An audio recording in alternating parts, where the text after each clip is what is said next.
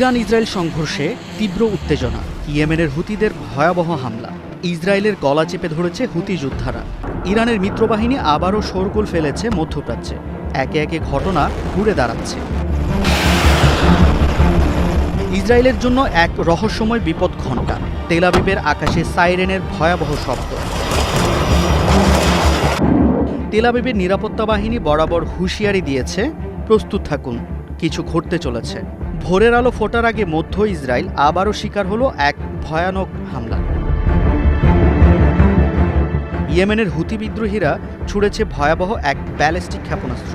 তাদের টার্গেট ছিল মধ্য ইসরায়েলের বিপুল জনবসতিপূর্ণ অঞ্চল। আছড়ে পড়ল ক্ষেপণাস্ত্র, ধোঁয়ায় ঢেকে গেল আকাশ। কয়েক সেকেন্ডের মধ্যে থমকে গেল সব কিছু। ঠিক তখনই সাইরেনের আওয়াজ শোনা গেল।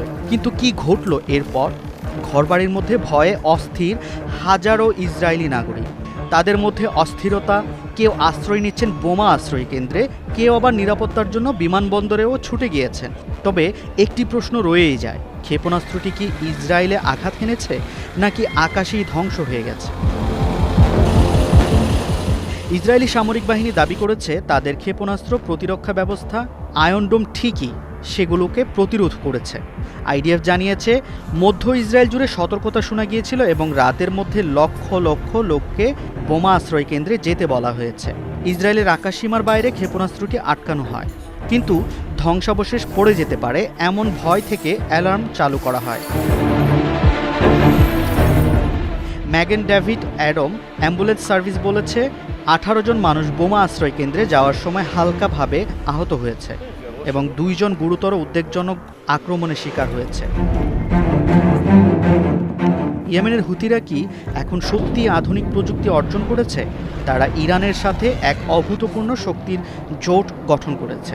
হিব্রু মিডিয়ার খবর অনুযায়ী হুতি বাহিনীর ক্ষেপণাস্ত্র হামলার কারণে বেন গুরিয়ন বিমানবন্দরে প্রায় 30 মিনিটের জন্য বিমান আসা বন্ধ হয়ে যায়। ইউরোপ থেকে আসা 4টি ফ্লাইটকে অপেক্ষা করতে বলা হয় এবং বিমানবন্দরের কাছাকাছি না থাকতে বলা হয়। 30 মিনিট পর বিমানবন্দর তার স্বাভাবিক কার্যক্রম আবার শুরু করে।